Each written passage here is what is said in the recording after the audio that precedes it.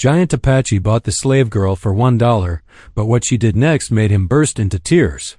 The auction yard was thick with dust and laughter as a young woman stood on the block like cattle. The townsfolk jeered until a towering Apache warrior stepped forward, placed a single silver coin on the table, and claimed her freedom. But this was no simple act of mercy. Because that girl carried a secret no one in town wanted to believe, she held the key to the only water spring for 50 miles. Every story begins with a heartbeat. Tell me, where are you in the world today, and how are you really doing? Your words make this space feel more human. Dust swirled around Clara Bell Hightower's ankles as she stood on the crude wooden platform, her torn calico dress a testament to her long journey. Her fingers twisted in the fabric of her skirt, knuckles white with tension. The jeering crowd below made her stomach churn. Next up for bid, one schoolmarm's indenture. The auctioneer's voice carried across the yard. Comes with quite a debt.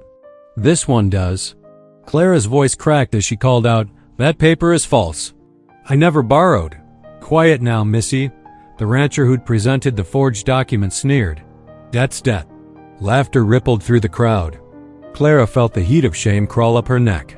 She'd walked hundreds of miles to escape her father's debts in Missouri, only to find herself trapped by new lies here. Starting bid at $5. The auctioneer's voice boomed. $3, someone shouted. $2, $1.50. The crowd's taunting bids dropped lower and lower, each one a fresh wound to Clara's dignity. She stared straight ahead, refusing to let them see her tears. Then the crowd fell silent. Through the gap that suddenly formed in the press of bodies, a tall figure approached. Clara had to tilt her head back to look at him properly. The Apache man's presence commanded attention without a word spoken. His black hair was tied back with a leather cord, and though his clothes were those of a cattle hand, he carried himself with unmistakable authority. "Well now," the auctioneer's voice wavered slightly. "Nanton Tatsi, don't often see you at our auctions." The tall man said nothing at first. His dark eyes met Clara's, and she saw something there that made her breath catch, not pity, but understanding. With deliberate movements, he reached into his pocket and withdrew a single silver dollar. The coin caught the sunlight as he placed it on the platform. His voice was deep and clear, carrying across the suddenly hushed yard. "I buy her freedom." The words hung in the air. Clara's mind spun, trying to make sense of what was happening. The crowd's silence turned ugly, weighted with shock and resentment. The auctioneer cleared his throat nervously. "Now see here. The law says any bid can be accepted," Nanton stated calmly. $1 to free what was never meant to be bound. The rancher with the false papers stepped forward, face flushed with anger. "Now wait just a minute," but the auctioneer, looking between the imposing Apache man and the increasingly restless crowd, quickly snatched up the silver dollar. "Sold to Nanton Tatsi." Clara stood frozen, her cheeks burning. When Nanton extended his hand to help her down from the platform, she stared at it. Part of her wanted to refuse, to prove she needed no one's help. But the platform was high, and her legs were shaking. After a long moment, she placed her hand in his. His grip was steady and warm as he helped her step down.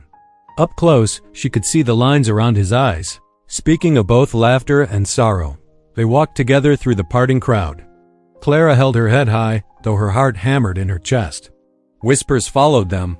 "Ain't natural. What's he playing at?" That poor woman. But Nanton seemed unbothered by the muttering, his steps measured and sure. Clara matched his pace, focusing on putting one foot in front of the other. The dust of the auction yard clung to her worn boots as they made their way toward the street. Just before they reached the edge of the yard, Clara found her voice. "Why?" she asked quietly, not looking at him. Nanton paused, considering his words. Carefully. "Because no person should be sold," he said simply. "And because I saw in your eyes the same thing I have seen in my people's, the fire that burns against injustice." Clara swallowed hard against the sudden tightness in her throat. She straightened her shoulders, finally meeting his gaze directly. "I'm much obliged to you, Mr. Tatsi, but I don't know how I can repay." He held up a hand, shaking his head. "Freedom cannot be repaid. It can only be passed forward." The last rays of sun caught the silver streaks in his black hair as they left. The auction yard behind, walking into the unknown future that lay before them. The whole town watched them go, but neither Clara nor Nanton looked back. The dust settled slowly in their wake, and the crowd began to disperse, muttering about the strange events they'd witnessed. But Clara felt something she hadn't expected. Beneath her confusion and lingering humiliation, a small spark of hope had taken root. For the first time since leaving Missouri, she felt the weight of her past begin to lift. One step at a time, the late afternoon shadows stretched across the dusty street as Nanton led Clara away from the auction yard. Her legs felt wooden, mind still struggling to make sense of what had just happened. The crowd's jeers faded behind them, replaced by the familiar sounds of the town, wagon wheels creaking, horses nickering, the distant whistle of a freight. Trained out, they reached the livery stable where a striking paint horse stood tethered, its coat a splash of brown and white against the weathered boards. The horse's ears pricked forward at their approach, and it stretched its neck toward Nanton with clear affection. Clara stopped abruptly, her hands balling into fists at her sides. The events of the past hour crashed over her like a wave. The humiliation, the confusion, and now this strange rescue she couldn't understand. "Why?" she demanded, her voice rough with emotion. "Why would you want to own me?" Nanton turned to face her, his expression grave but gentle.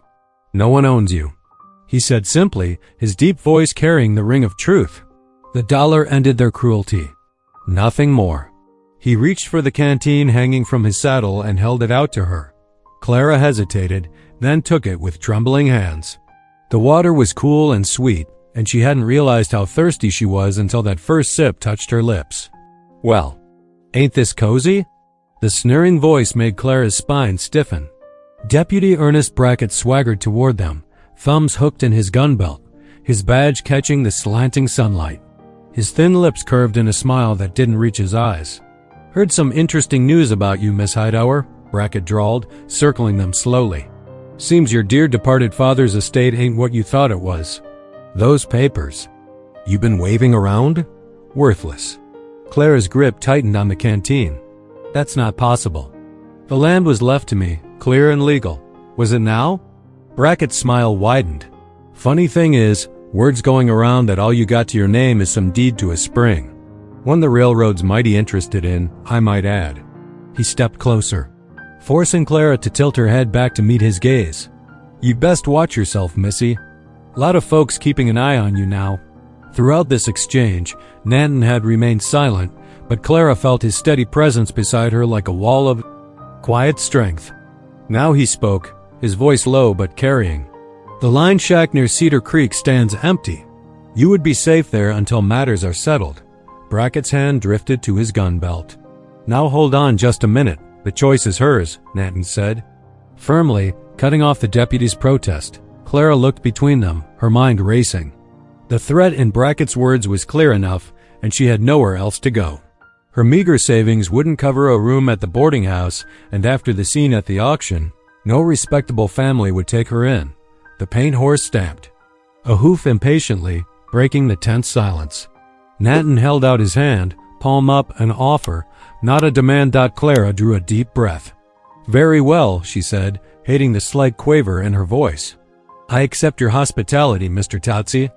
Brackett spat in the dust. "You'll regret this, both of you."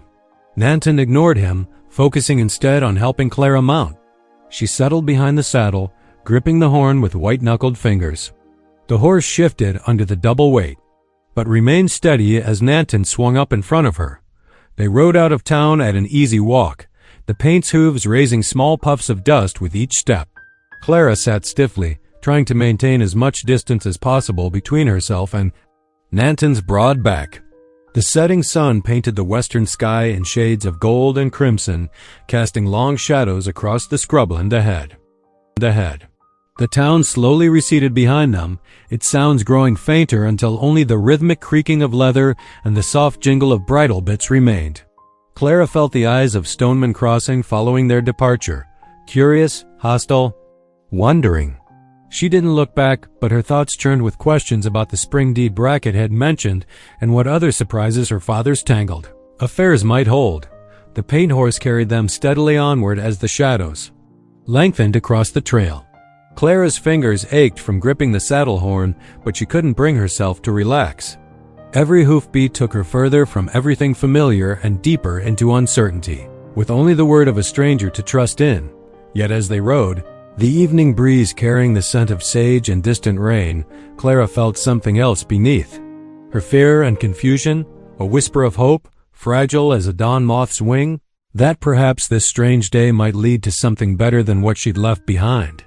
The desert wind picked up as twilight deepened, bringing welcome coolness after the day's heat. Stars began to pierce the darkening sky, scattered like silver coins across purple velvet.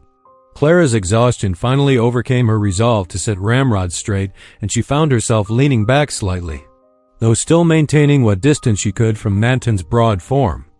The paint horse picked its way carefully along the trail as they climbed into the San Pedro foothills. Scrub oak and juniper dotted the slopes, their shapes turning to black silhouettes against the last glow of sunset. The steady clip-clop of hooves and the creak of leather filled the gathering darkness. Hours passed in silence. Clara's muscles ached from the unfamiliar riding position, and her thoughts drifted hazily. Just when she thought she couldn't stay mounted a moment longer, a warm yellow light appeared ahead, glowing from a window like a beacon dot as they drew closer. Clara made out the shape of a small line shack, sturdy and well-maintained despite its modest size. Smoke curled from the stone chimney, carrying the promising smell of cooking beans. The horse's pace quickened slightly, sensing home. Nanton dismounted smoothly and helped Clara down. Her legs nearly buckled, but she caught herself against the saddle. Before either could speak, the cabin door opened, spilling lamplight across the packed earth of the yard. "Brother, you're late for supper," called a woman's voice, warm with welcome. Clara looked up to see a handsome Apache woman in her mid-30s, wearing a simple calico dress with an apron. Her black hair was neatly braided, and her eyes held both wisdom and kindness. Two children appeared in the doorway behind her, a boy of about 12 and a girl perhaps 8 years old. They started to rush forward but stopped short when they spotted Clara, suddenly shy. "Genoa," Nanton said quietly, "this is Miss Clara Hightower. She needs shelter for a time." The simplicity of his explanation held no hint of the day's events. Clara braced herself for questions or suspicion, but Genoa's smile never wavered.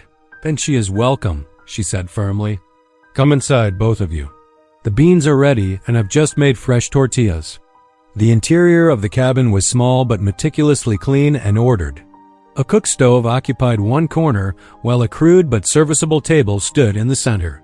Bright woven blankets decorated the walls, and strings of dried herbs hung from the rafters.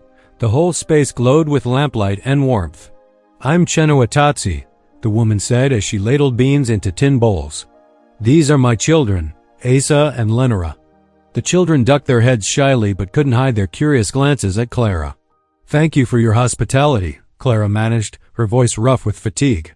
The normality of the scene, a family gathering for supper, children fidgeting at the table, made her throat tight with unexpected emotion.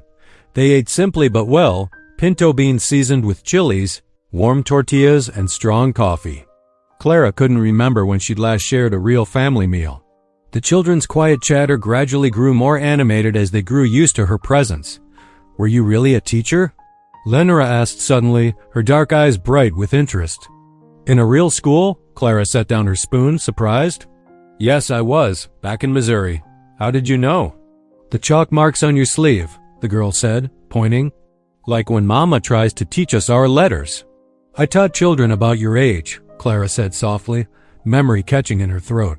"Before my father's debts," she stopped, unable to continue. Nanton, who had been silent throughout the meal, looked up from his bowl. His gaze held no judgment, only quiet attention that somehow made it easier to go on. "He borrowed money he couldn't repay," Clara continued quietly. "When he died, everything fell apart. I thought he'd left me the land, at least. But now," she shook her head, unwilling to let the tears fall. "You must be tired," Genoa said gently, "but perhaps you'd help me settle the children. First, they always enjoy a song before bed." Grateful for the distraction, Clara followed Genoa to where the children slept in a curtained-off corner. As she helped tuck the blankets around them, a half-remembered hymn rose to her lips. She hummed it softly, watching their eyes grow heavy. "Sleep now, little ones," Genoa whispered, brushing back Lenora's dark hair. The simple gesture of maternal tenderness made Clara's chest ache. When they returned to the main room, Nanton was spreading a thick blanket near the hearth. He added a pillow and stepped back, indicating it was for her. "Thank you," Clara said, meaning more than just the bed.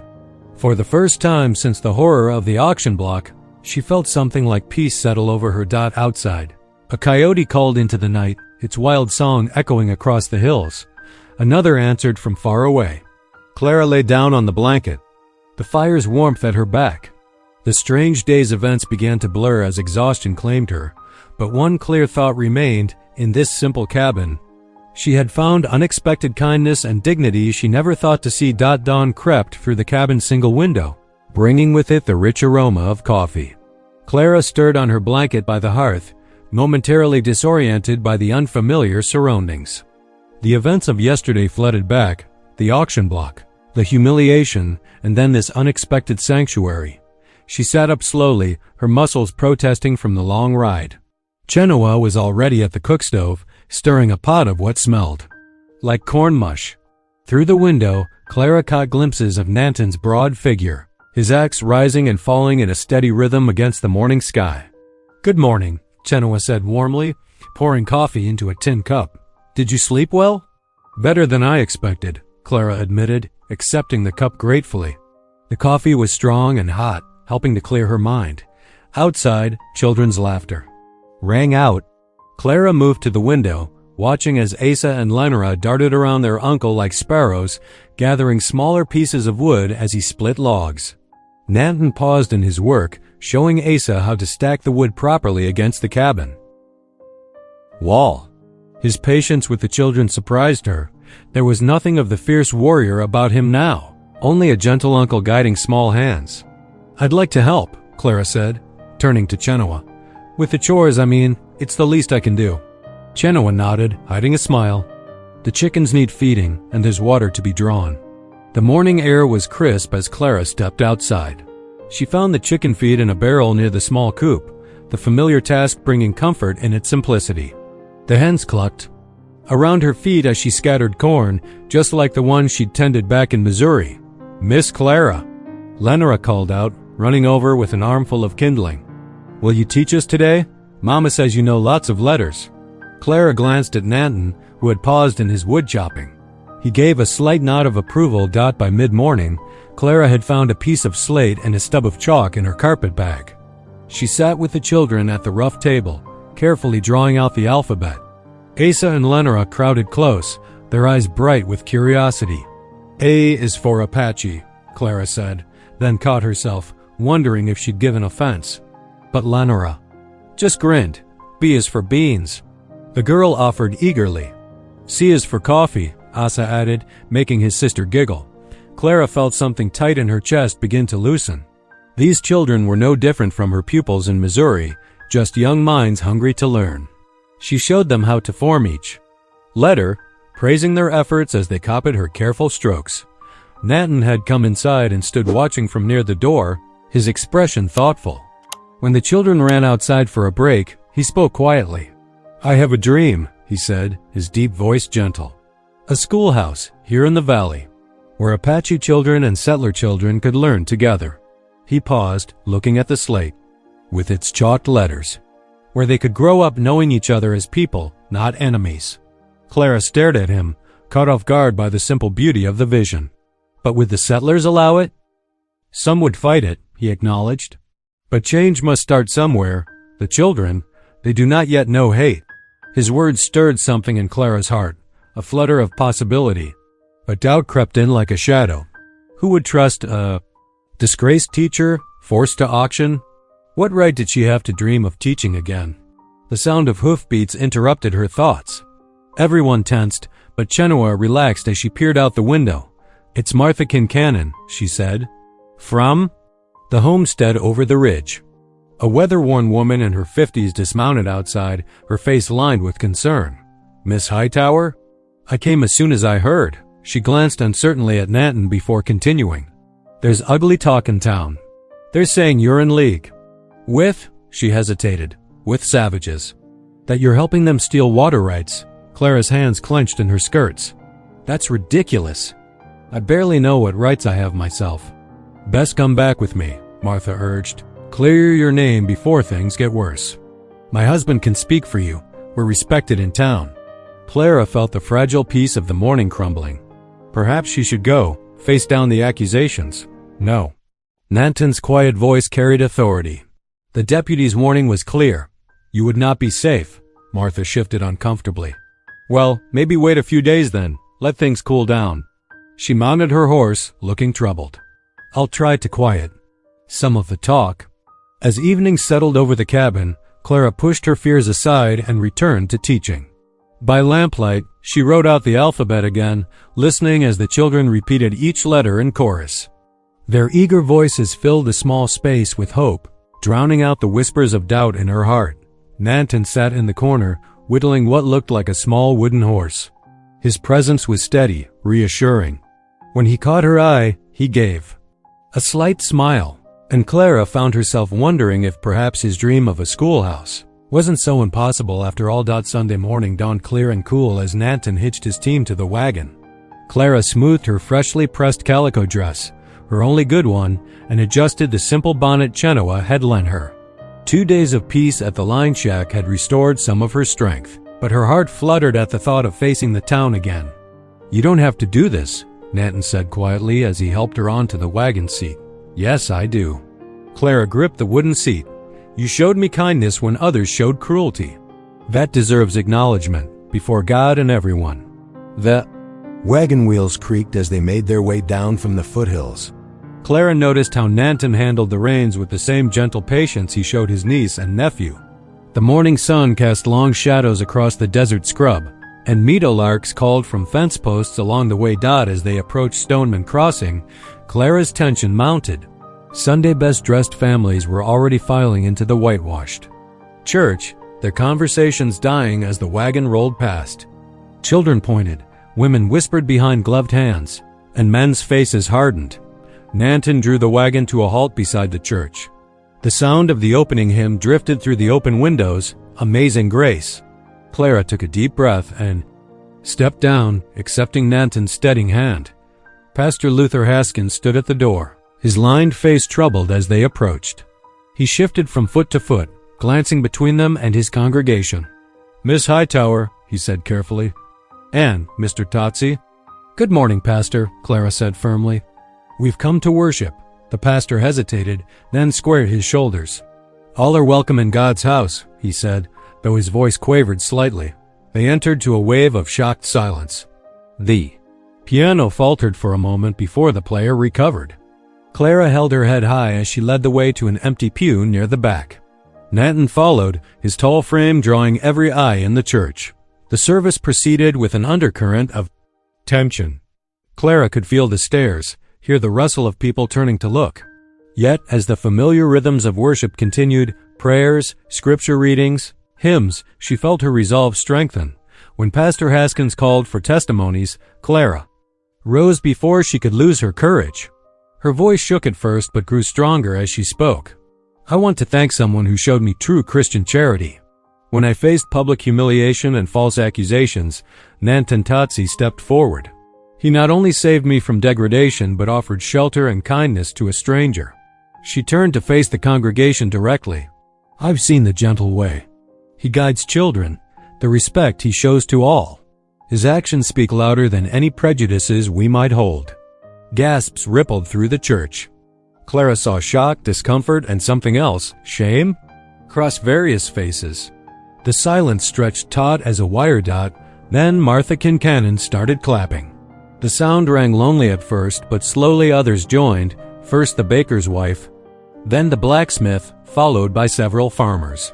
The applause built hesitantly, like rain starting to fall. After the service, people lingered in the churchyard.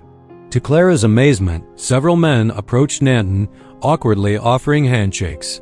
He accepted each one with quiet dignity. The blacksmith asked about horseshoeing techniques, and soon a small group had gathered, talking about practical matters of ranch work. Miss Clara! Miss Clara! Small voices called out.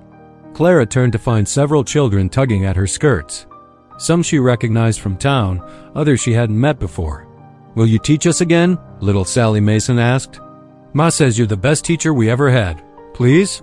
Other voices chimed in. Clara knelt down to their level. Yes, she promised. Her heart full. We'll start lessons again soon.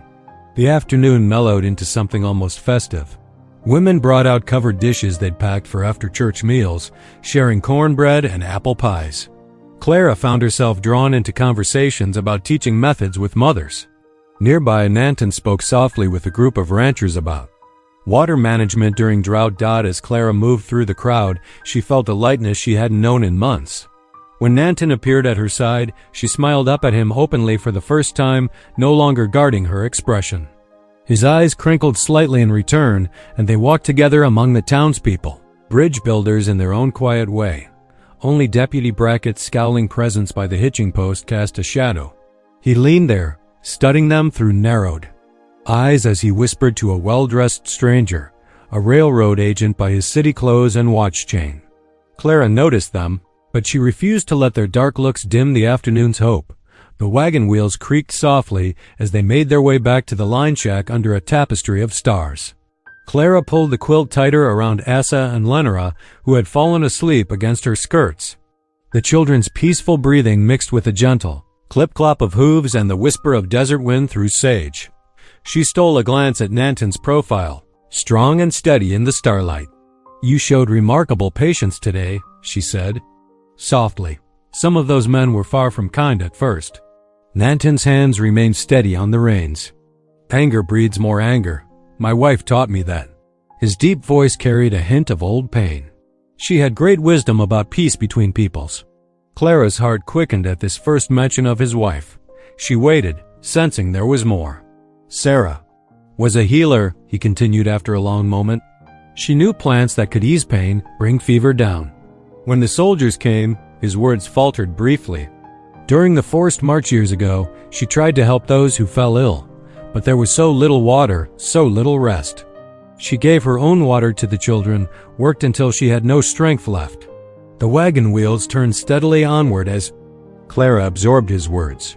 She thought of her own mother, how she'd sacrificed everything for her children too. I'm sorry, she whispered. She sounds like a remarkable woman. She was. Nanton's voice grew soft with memory. She believed education could build bridges between our peoples, that children who learned together would grow up seeing each other's humanity. Clara felt tears prick her eyes. Like your dream of the schoolhouse. He nodded once, the motion barely visible in the darkness. As they approached the line shack, lamplight spilled from the windows where Chenoa waited up for them. But another figure emerged from the shadows, a well-dressed man Clara didn't recognize. Her spine stiffened with instinctive wariness. Nanton drew the wagon to a halt, helping Clara down before gathering the sleeping children. The stranger stepped forward, removing his hat with exaggerated courtesy. Miss Hightower, I presume? Samuel Creedmoor, at your service. His smile didn't reach his eyes. I represent the Western Pacific Railroad Company. Clara's hands clenched. In her skirts. What brings you here at this hour, Mr. Creedmoor? Just a small matter of property rights to discuss. He produced a leather folio from his coat. I have here documentation showing the railroad's clear ownership of the spring in question. All quite properly filed and witnessed. That's impossible. Clara protested. My father left me the deed. But you see, your father's claim was never properly registered. Creedmoor's voice dripped false sympathy as he displayed several official-looking papers. Deputy Brackett's signature here confirms. The spring lies within the railroad's right-of-way. Right-of-way. Clara's eyes darted over the documents, her heart sinking at the official seals and flourishing signatures. These can't be legitimate. I assure you, everything is quite in order. Creedmoor's tone hardened slightly. The railroad requires that water source for our steam engines. Progress marches on, Miss Hightower. Best not to stand in its way. Nanton had returned from putting the children to bed. He stood silently at Clara's shoulder, a solid presence in the darkness. Creedmoor's eyes flicked to him, then back to Clara. I'll give you time to consider your position. Good evening. He replaced his hat with a slight bow and melted back into the shadows. Clara's legs trembled. She sank onto the porch step, the wood rough under her palms. Those papers, she whispered. They seemed so official, but my father, her voice caught. "Though why should I trust anything of his? He sold my mother's indenture to pay gambling debts when I was 12. The confession torn from her throat, bitter as gall. She worked herself to death in a St. Louis household while he drank away what they paid him. What right do I have to claim anything in his name?" Tears slid down her cheeks as years of shame broke free. Nanton sat beside her, quiet and steady as the stars overhead. "Your mother's suffering does not make your claim less true," he said finally. "Sometimes the deepest worth comes from the deepest wounds." Clara pressed her hands to her face, shoulders, shaking with silent sobs. Eventually, she made her way inside to her blanket by the hearth. But sleep was long in coming as doubt and old griefs gnawed at her heart. The tears that dampened her pillow held the salt of both present fears and ancient sorrows, mixing together until she couldn't tell them apart anymore. Outside, a coyote's lonely call echoed through the hills, as if giving voice to the ache in her chest. Morning sunlight streamed through the line shack's small window, casting golden squares across the rough wooden table. Clara knelt before her, battered trunk, hands trembling slightly as she lifted the lid. The musty scent of old papers and faded memories wafted up. "These were Papa's," she said softly, withdrawing a leather portfolio tied with twine. "I never dared look through them before." His temper. She swallowed hard, leaving the sentence unfinished. Nanton stood quietly nearby, his presence steady and patient. "The truth hides in paper sometimes," he said, "but it cannot stay hidden forever." Clara untied the twine with careful fingers and began spreading documents across the table.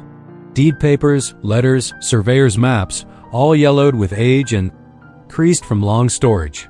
Genoa worked quietly at the hearth, keeping the children occupied with small tasks while the adults examined the papers. "Here," Clara's voice grew stronger as she smoothed out one particular document. "This is the spring deed." Her eyes moved rapidly across the faded ink. "It grants water rights to Hightower and heirs in perpetuity, but," she frowned, tracing her finger along a series of complex legal phrases. Nanton leaned closer, his shadow falling across the paper. "The words twist like snake trails," he observed. "Yes," Clara sighed. "I can read them, but their meaning," she pressed her fingers to her temples. "It's as if Papa deliberately made it unclear. Or perhaps whoever drew it up." Her voice trailed off as frustration mounted. Nanton straightened, his expression thoughtful. "I know of a man in Tucson, Judge Tobias Mercer. He speaks straight, sees clear. Even Apache people say he deals fairly." Clara looked up sharply. "Tucson? That's 2 days by wagon," Nanton finished. "West across the valley, then south through the pass." Clara's hands twisted in her skirts as she considered. The thought of such a journey, of placing her trust in strangers yet again, made her stomach clench. But what choice did she have? "The railroad men won't wait forever," she said quietly, "and I can't fight them alone." "You're not alone," Genoa spoke up from the hearth, her voice gentle but firm. She wiped her hands on her apron and approached the table. "Let me help you prepare for the journey." Within the hour, Genoa had assembled provisions, dried meat, cornmeal, coffee, and water skins. She packed them efficiently in the wagon, while Clara gathered the deed papers and what few possessions she had. The children bounced with excitement at the prospect of travel. Before they set out, Genoa gathered them in a circle, taking Clara's hand in her right and Nanton's in her left. The children completed the circle, their small fingers warm and trusting. Genoa's prayer rose in Apache first, then English. "Great Spirit, watch over these travelers. Guide their path to justice. Protect them from those who would do harm. Bring them home safe to us." Her dark eyes met Clara's. "You go with our love." The wagon creaked as they set out, the morning sun climbing higher. Clara sat between Nanton and Lenora, with Asa perched behind them. The familiar landscape of scrub and stone rolled past as they followed the rocky trail westward. To keep her mind from spinning with worry, Clara began teaching the children their sums. "If you have 3 apples and I give you 2 more, how many apples do you have now?" 5. Lenora called out proudly while Asa counted on his fingers to verify. The lessons continued through the afternoon, punctuated by the steady clip-clop of the horses and the occasional call of circling hawks. As the sun began to sink, Nanton guided them to a sheltered spot near the river where cottonwoods offered shade and firewood. While Clara helped the children gather kindling, Nanton efficiently set up their camp. Soon a cheerful fire crackled, casting dancing shadows as they ate their simple supper. The night grew deeper, stars pricking through the darkening sky one by one. "Tell us a story, Uncle," Asa pleaded, snuggling closer to the fire's warmth. Nanton's deep voice rose soft but clear in the night air. "Long ago, when our people first came to these lands, the waters were hidden. The people were thirsty, and many feared they would not survive. But the ancestors knew the water was there, waiting beneath the earth." Clara found herself leaning forward, drawn in by his measured words and the children's rapt attention. They watched where the animals went, followed the signs in rock and root. They learned to read the land's own story. And when they listened well enough, the waters revealed themselves, springs bursting from stone, rivers running clear and strong. He paused, looking at Clara. "The water has always been here. It belongs to no one and everyone. Our task is to protect it, to share it wisely." The fire popped and sparked as his words settled into silence. Soon the children were asleep, wrapped in blankets beside the wagon. But Clara lay awake, watching the stars wheel overhead through the cottonwood branches. Her father's tangled legal words seemed to blur against Nanton's simple truth about the water. She wondered if God had led her here for a purpose larger than herself, to this family, this journey, this fight for justice.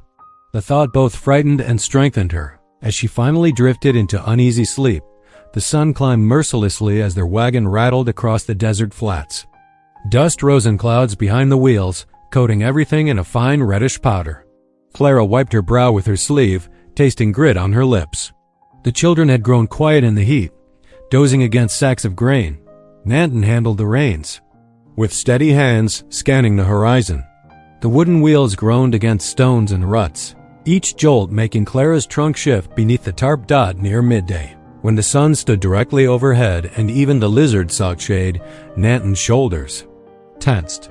Clara followed his gaze to three riders approaching from the west, their horses kicking up dust trails. "Get behind me," Nanton said quietly, pulling the wagon to a halt. Clara gathered the children close as the riders drew near. She recognized them as ranch hands she'd seen lurking around Creedmoor at the church gathering. Their clothes were trail-worn, gun belts prominent at their hips. The leader, a weather-beaten man with a week's growth of beard, reined his horse alongside the key.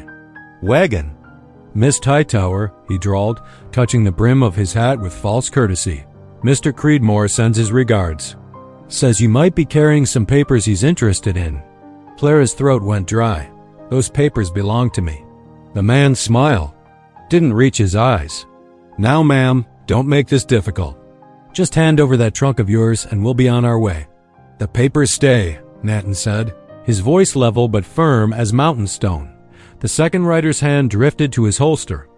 "Don't reckon you got any say in this, Indian." Tension crackled, like lightning before a storm. Clara felt Lenora trembling against her skirts. Asa's small fingers gripped her arm. The third rider shifted nervously, his horse dancing beneath him. "Come on, Boyd. There's kids here." "Shut up," Boyd snapped, but Clara saw uncertainty flash across his face. His fingers brushed his pistol. Grip but didn't draw. Nanton sat perfectly still, but Clara sensed the coiled strength in his posture. His silence seemed to unnerve the riders more than any threat could have. Long seconds stretched like pulled taffy. A hawk screamed overhead. Finally, Boyd spat in the dust. "This ain't over," he growled. "We'll be back with more men." "Them papers ain't worth dying over." "No," Nanton agreed calmly. "They are worth living for." Boyd yanked his horse around. The three riders galloped away, dust swallowing their retreat. Clara released a shaky breath she hadn't realized she'd been holding. The children clung to her, wide-eyed. Nanton clicked to the horses, and the wagon rolled forward again. They traveled hard through the afternoon, stopping only to water the horses. Every distant rider made them tense, but no one else approached. By the time dusk painted the sky in purple and gold, they reached a small settlement nestled against red cliff walls. The way station was little more than a wooden building with a stable attached, but lamplight glowed welcomingly from its windows. An elderly woman with silver hair and kind eyes met them at the door. "Land sakes, you look done in," she clucked, ushering them inside. I'm Martha Wells. Got some stew on the stove and clean straw in the loft. The simple room held 3 rough tables and a stone hearth. The savory smell of beef stew made Clara's mouth water. Soon they sat with bowls of hot food, the first real meal since morning dot, but the children pushed their spoons listlessly, still shaken from the confrontation. Lenora's lower lip trembled. Would you like to hear a song? Clara asked softly. At their eager nods, she began singing All Things Bright and Beautiful. Her clear voice filled the humble room.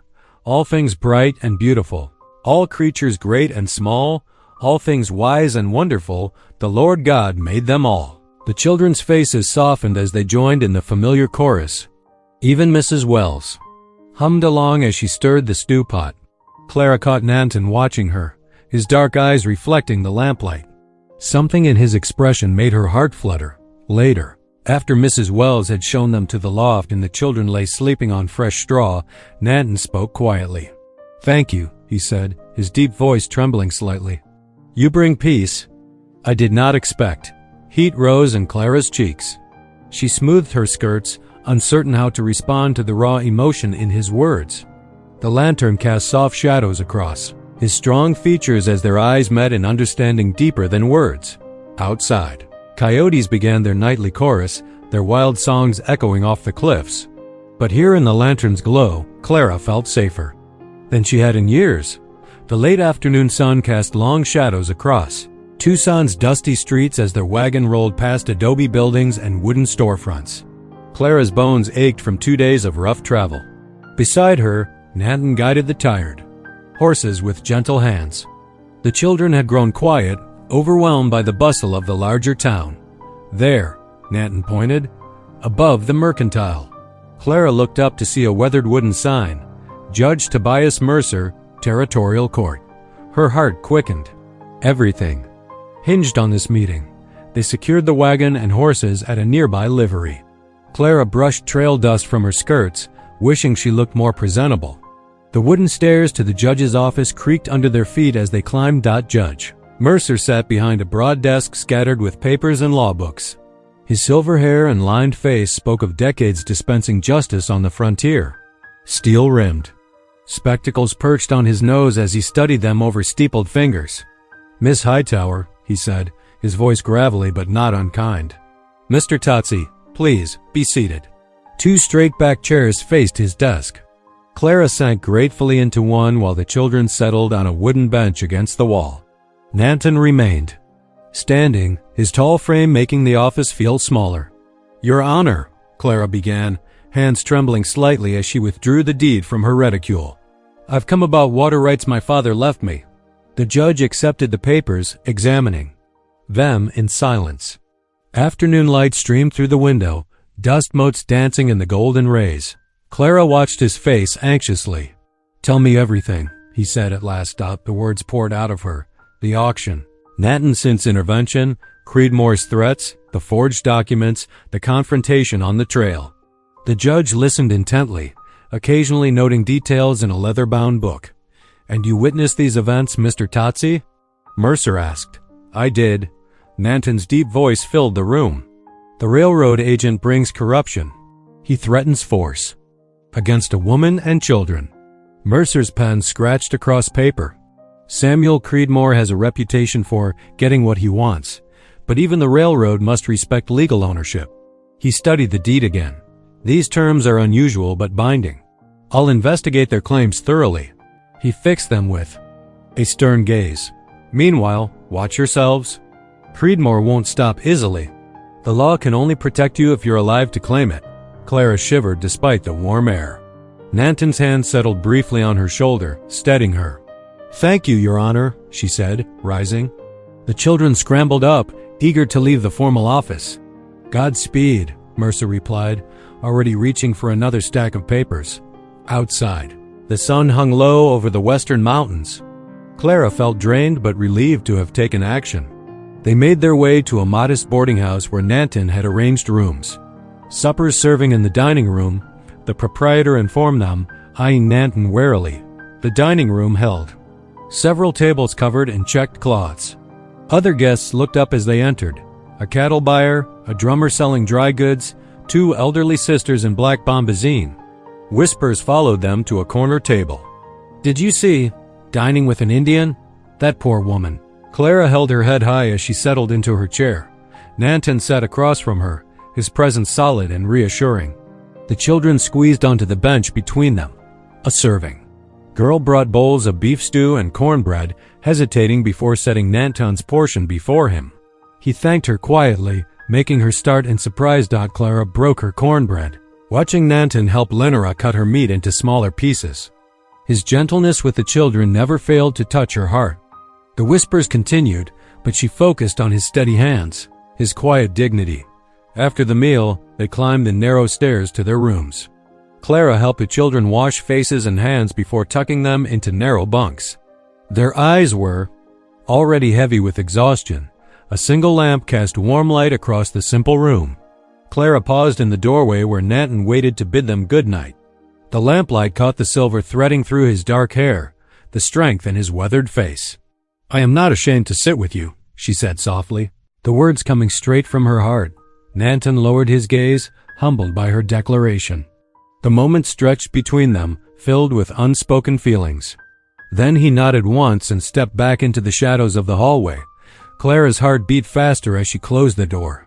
She leaned against it, listening to his retreating footsteps, knowing something profound had shifted between them. Chapter 9, Scene 2 Morning. Light streamed through the boarding house windows as Clara helped the children finish their breakfast of cornmeal mush and honey. Nanton had already stepped out to check on the horses when a boy in a threadbare coat burst into the dining room. "Judge Mercer wants you right away," he announced, cap in hand. Clara's spoon clattered against her bowl. "Now?" The boy nodded vigorously. "Said it's urgent like." She found Nanton at the livery, and together they hurried back to the judge's office, the children trotting to keep up. The morning air was cool, but Clara's palms were damp with nervous anticipation. Judge Mercer stood at his window when they entered, hands clasped behind his back. He turned, his expression grave.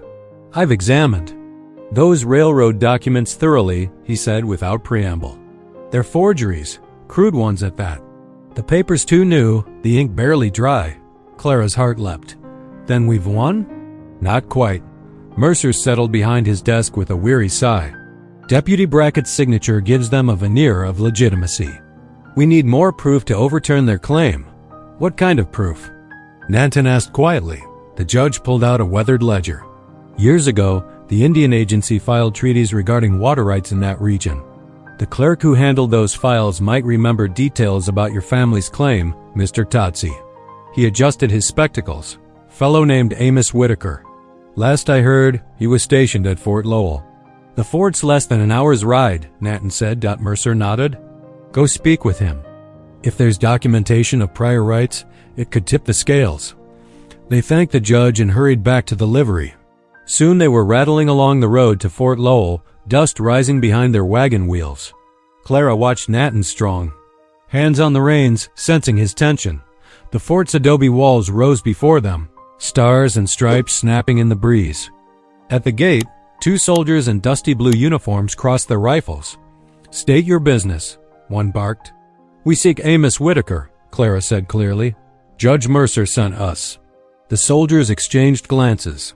One disappeared inside the gate, returning minutes later with a corporal. "The Indian must stay with the wagon," the corporal declared, eyeing Nanton suspiciously. "He comes with us," Clara insisted, lifting her chin. "This concerns his family's treaty rights." Treaty rights. More muttered consultation followed. Finally, they were allowed through, though the soldiers' hands stayed near their weapons. Clara felt Nanton's quiet dignity beside her as they crossed the parade ground.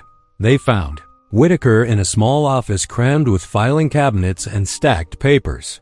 He was a thin man with hollow cheeks and nervous hands, ink stains on his fingers. He started when they entered. "Mr. Whitaker?"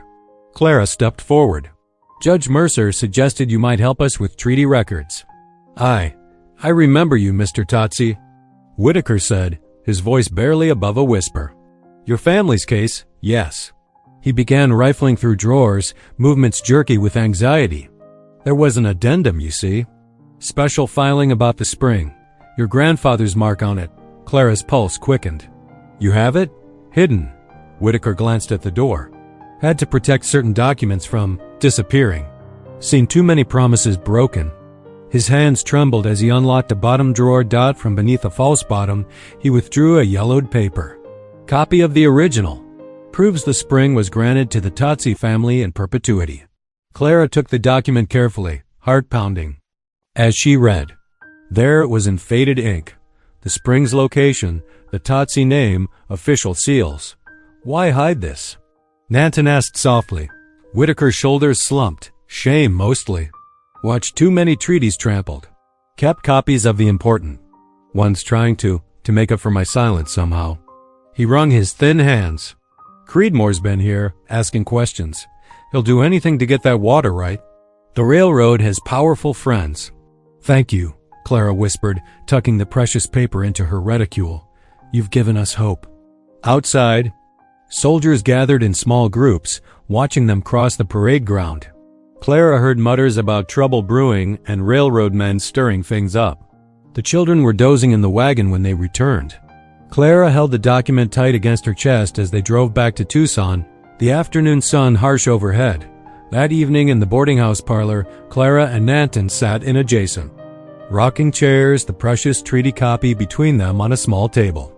The children played quietly with borrowed dominoes nearby. Tomorrow we show Judge Mercer, Clara said softly. But what then? Creedmoor won't give up easily. No, Nanton agreed. But neither will we. Clara studied his strong profile in the lamplight, seeing determination there and something else, a fierce protectiveness that made her heart flutter.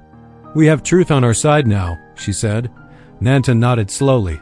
Truth and each other. The words hung in the quiet parlor as evening deepened outside.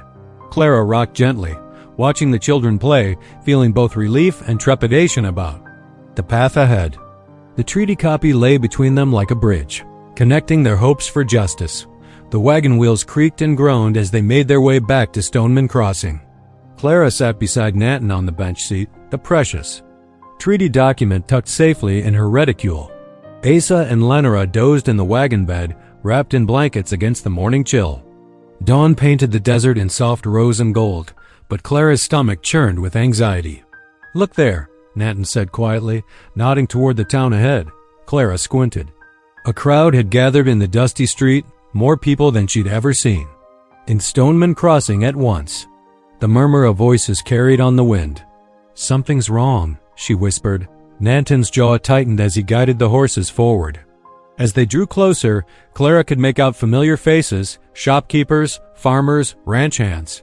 But their expressions were hard, hostile. Deputy Brackett stood on the general store's porch steps, his badge glinting in the morning sun. Beside him was a well-dressed man Clara didn't recognize, gesturing dramatically as he addressed the crowd. That's Creedmoor, Nanton said, his deep voice carrying a note of warning. The railroad agent's words became clear as they approached, letting an Indian manipulate one of our own women, using her to steal water rights that rightfully belong to progress, to civilization itself. Angry mutters rippled through the crowd. Clara's hands trembled in her lap. Should we turn back? She asked. Nanton shook his head. Truth must be faced. The wagon rolled to a stop at the edge of the crowd. All eyes turned their way. Clara felt the weight of their stares like physical blows. Creedmoor's lips curved in a cold smile. Well, the prodigal daughter returns, with her savage protector. Watch your tongue, Nanton said quietly but firmly. Deputy Brackett swaggered forward, thumbs hooked in his gun belt. Ain't natural. A white woman traveling with an Indian, living under his roof. Makes folks wonder. What else might be going on? Heat flooded Clara's cheeks. How dare you? I've seen her teaching his children. Someone shouted, filling their heads with ideas above their station. Corrupting innocent minds, added another voice. We have proof of legal rights, Clara called out, fighting to keep her voice steady. The spring belongs to the Totsi family. By treaty. We have documents. Documents can be forged, Creedmoor cut in smoothly. Just like a woman's virtue can be compromised. The crowd pressed closer, faces twisted with anger and prejudice. A stone arced through the air, striking the wagon side with a sharp crack. Asa and Lynra jerked awake, crying out in fear. More stones followed. Nanton moved with lightning speed, shielding Clara and the children with his broad body. A rock struck his shoulder. He didn't flinch. "Stop this," Clara cried. "There are children here." But the mob's fury had taken hold. They surged forward, rough hands reaching for the wagon. Clara clutched the children close as Nanton stood his ground. A wall of quiet strength against the tide of hatred. Suddenly, the clear tone of a church bell rang out over the chaos. Again and again it pealed, cutting through the angry shouts. The crowd hesitated, turning toward the sound. Pastor Haskins stood in the church doorway, still pulling the bell rope with one hand. His usual gentle demeanor had hardened into stern authority. "Enough," his voice boomed across the street. "Is this how God's children behave, with violence and false witness?" The stones stopped flying. Shame crept into some faces as the pastor's words sank in. If there are accusations to be made, let them be heard properly in the courthouse before God and the law. Pastor Haskins released the bell rope and stepped into the street. "I call for a hearing tomorrow morning. All parties will speak their piece. The truth will out." "The pastor's right," called Martha Kincannon from the crowd. "This ain't justice. We're doing here." Slowly, the mob began to disperse, though dark looks were still cast their way. Creedmoor's face was thunderous as he stalked off, Deputy Brackett at his heels. Pastor Haskins approached the wagon. "Are you hurt?" he asked with genuine concern. "We're shaken, but whole," Clara answered. She squeezed Nanton's arm in silent gratitude. His muscles were still tense under her fingers. "Best get the little one somewhere safe," the pastor advised. "I'll see everyone in court tomorrow at 9 o'clock sharp." They drove slowly out of town, the children huddled close to Clara. The morning's golden promise had turned to ash, leaving her heart heavy with fear and anger. When they reached Chenoa's cabin, she was waiting anxiously at the door. "Word travels fast," she said, hurrying to help them down. Come in, come in." Inside, she set about brewing tea while Clara tried to settle the children. Nanton paced the small room, his usual calm demeanor disturbed. As evening fell, they gathered around the table. Chenoa led them in prayer, her gentle voice asking for protection and wisdom. Clara bowed her head, but her thoughts whirled with worry. Would anyone believe their evidence?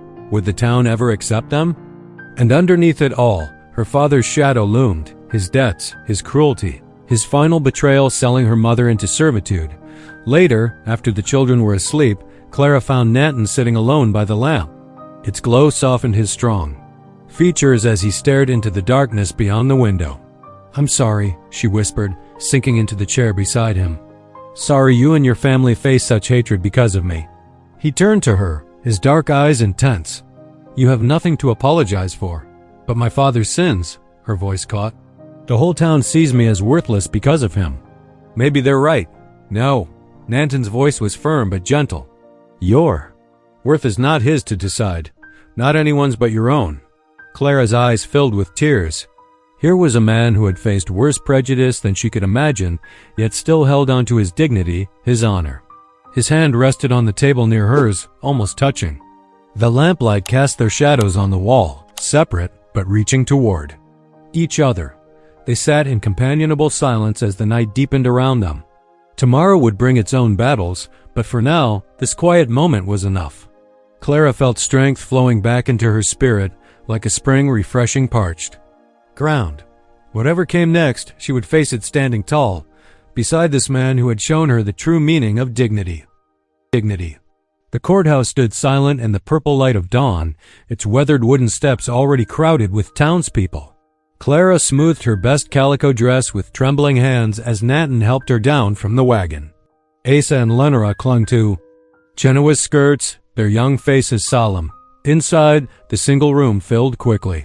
Wooden benches creaked under the weight of settlers, ranchers, and townsfolk.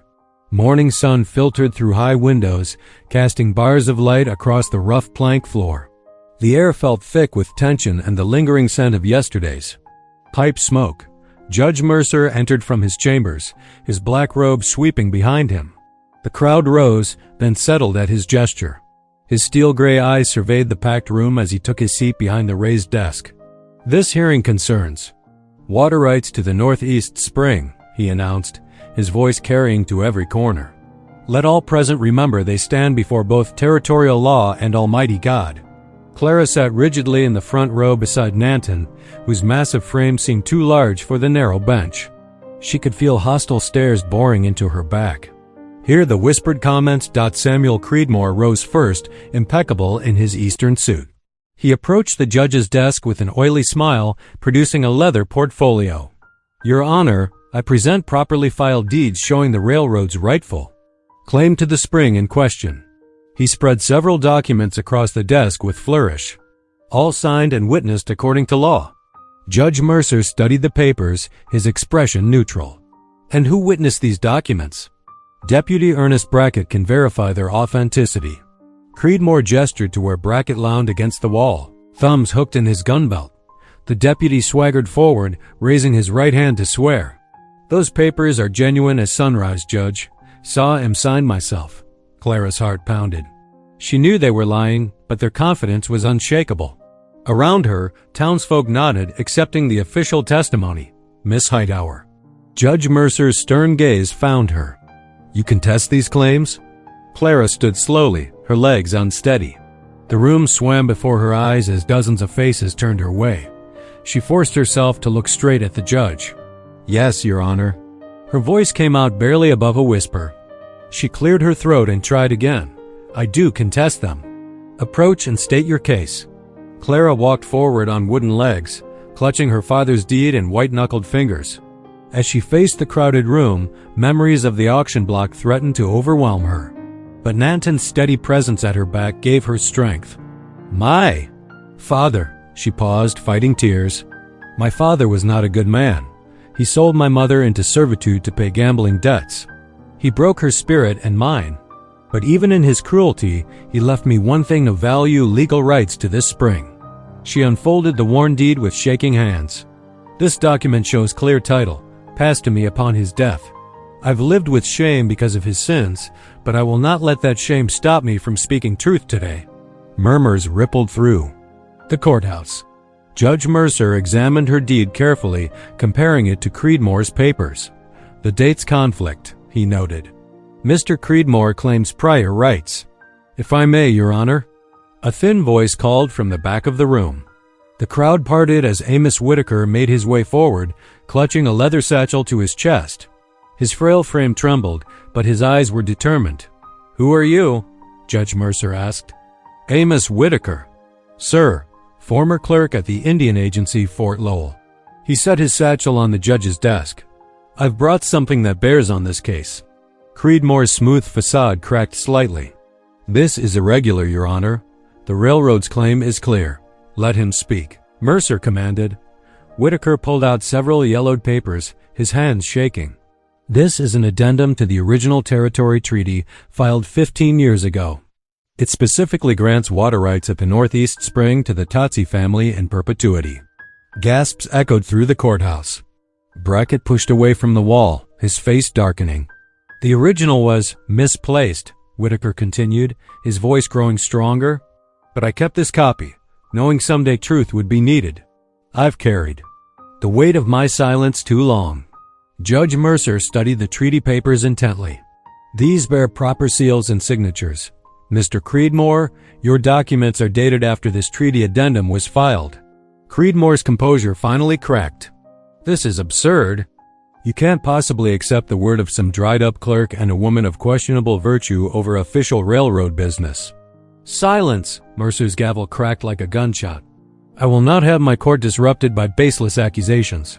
Clara stepped forward again, her voice stronger now. "Your Honor, if I may speak once more?" At his nod, she turned to face the crowded room. "I know there's fear in this town.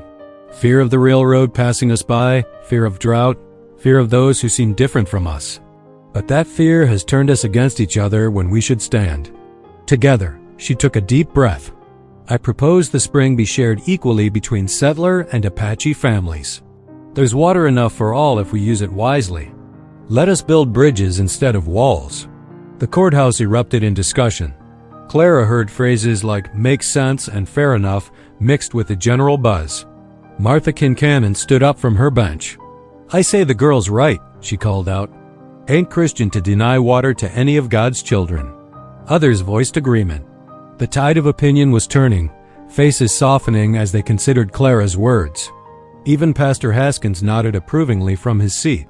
Brackett's face had turned purple with rage. This is what comes of letting Indians and their sympathizers into decent society. He spat on the floor and stormed out, slamming the courthouse door behind him. Creedmoor gathered his false documents with trembling hands. "This isn't over," he muttered, but his threat sounded hollow now. Judge Mercer's gavel rang out again. "Based on the evidence presented, I rule in favor of shared water rights between the Totsie family and Stoneman Crossing settlers, with Miss Hightower as deed holder of record." He fixed Creedmoor with a stern glare. "The railroad will need to find alternate water sources through legal means." Relief flooded through Clara so strongly her knees nearly buckled. Behind her, she heard a strange sound, something between a gasp and a sob. She turned to see Nanton, the proud Apache warrior who had faced down angry mobs without flinching, covering his face with his massive hands as tears flowed freely down his cheeks. This man who had stood so tall against prejudice, who had protected her with quiet strength, was undone by this moment of justice.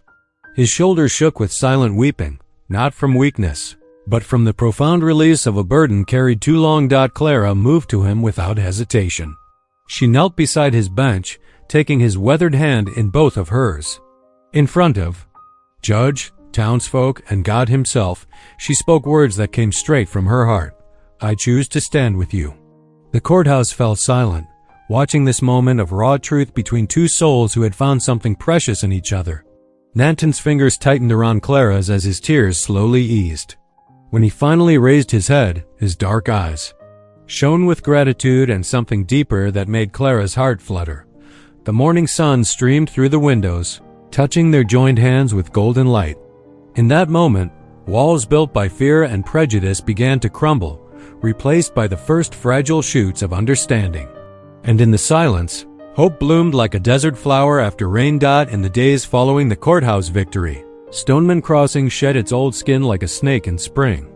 The morning after the trial, Clara stood at the spring, watching the sun paint the water gold. The sound of wagon wheels made her turn. Martha Kincannon pulled up in her buckboard, 3 pine planks laid across the back. "Thought you might need these for that schoolhouse," Martha called out, climbing down. "My Jessie cut them fresh yesterday." Clara's throat tightened with emotion. "That's mighty kind of you." "Ain't kindness," Martha said firmly. "It's right, is all." Throughout that first day, more wagons arrived. Farmers brought rough-cut lumber. Women carried baskets of bread and preserves.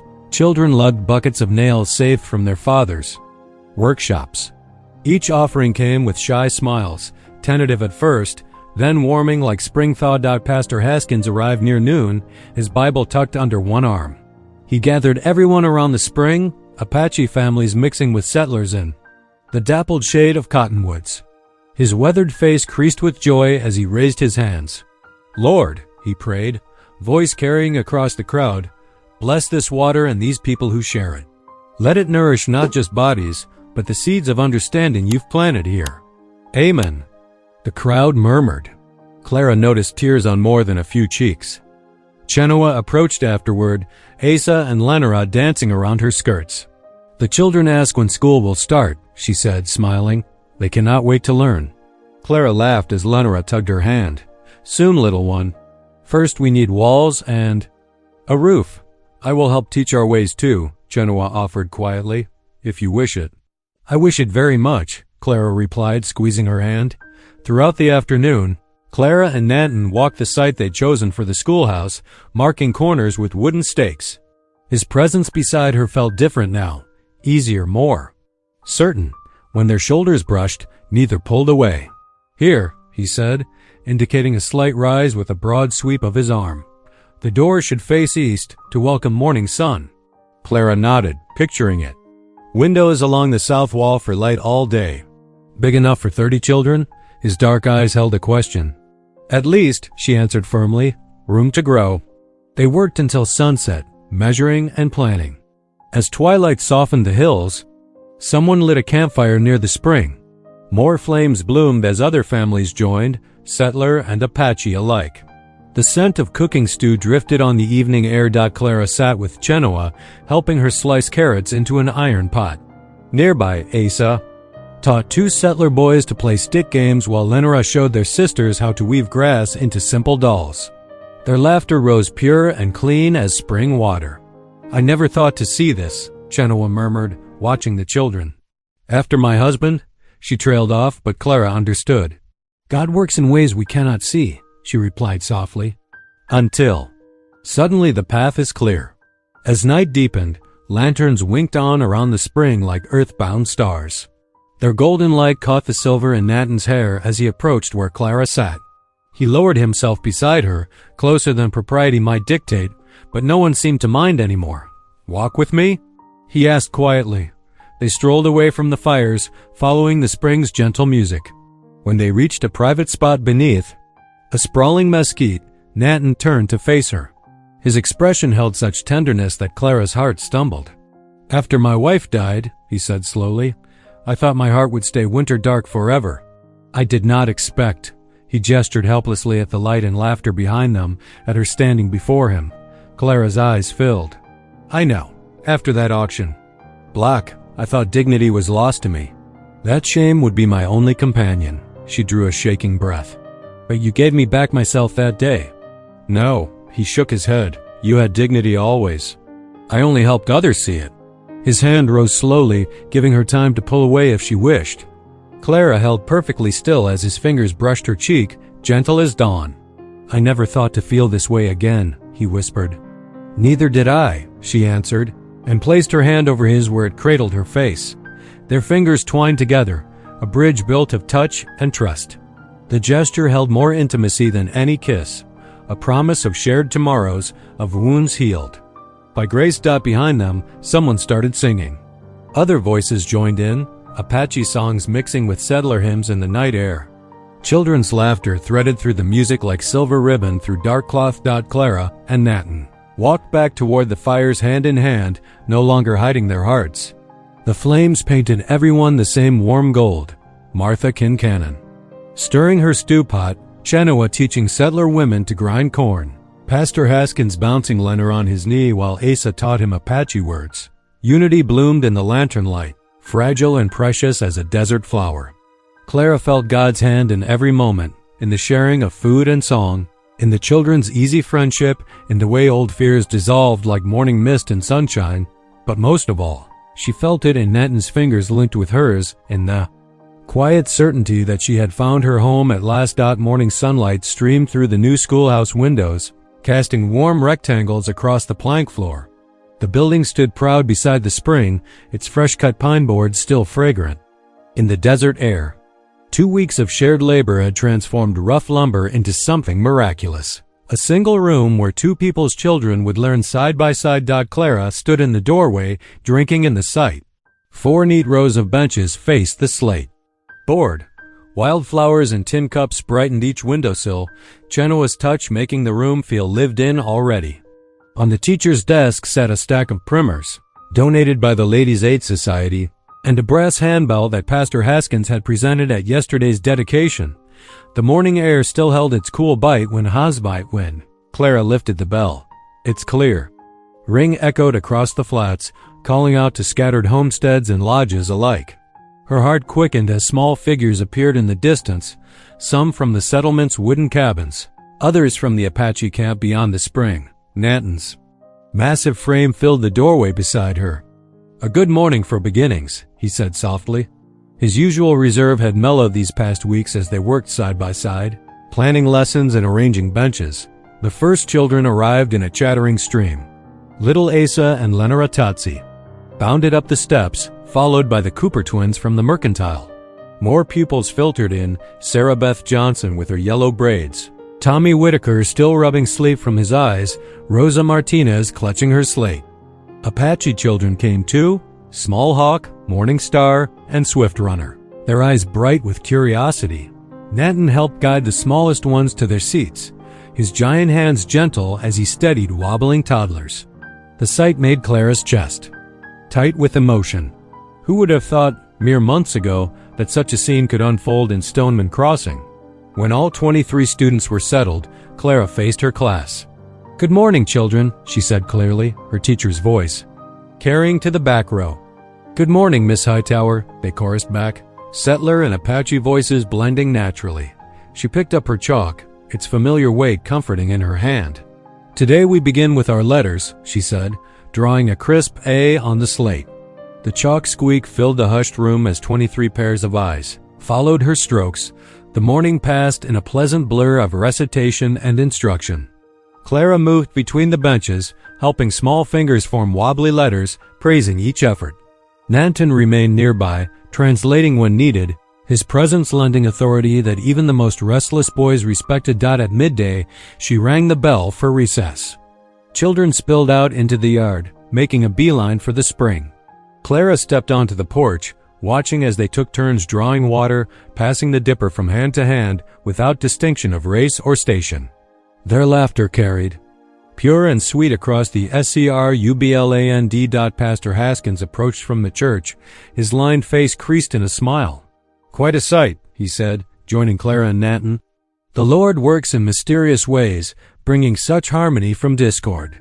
"Faith and courage," Clara agreed softly, "though I reckon having this fine water to share helps some too." They watched as Tommy Whitaker showed Small Hawk how to float a leaf in the spring's pool, while Sarah Beth and Morningstar played cat's cradle with a length of string. The simple interactions brought tears to Clara's eyes, without hesitation. Now she reached for Nanton's hand. His fingers closed warm around hers, strong and sure. "I found my true home," she whispered, meaning every word. The months of uncertainty, fear, and doubt had led her here, to this place of belonging she'd never dared dream possible. Nanton's voice was husky with emotion. "You gave me back tears of joy," he said simply. "After my wife, I thought such feelings were lost to me forever." Clara squeezed his hand, understanding all he left unsaid. Together they had built more than a schoolhouse. They had built trust, respect, and a bridge between two worlds. The recess bell summoned everyone back inside. Clara gathered the children around her desk, opening the hymnal Pastor Haskins had gifted them. "Shall we sing before our arithmetic?" she asked. Eager nods answered her. She began the familiar tune, her voice clear and sweet. One by one, the children joined in, their young voices rising pure and true. Then Nanton's deep bass wove through the melody, rich and resonant as a church organ. The hymn soared out the open windows. Across the spring where water sparkled in the midday sun, up into the hills where hawks circled lazily. It was a song of praise, of gratitude, of hope made real through love and persistence. It was the sound of a community finding its heart at last. If something in this story whispered to your spirit, stay a while.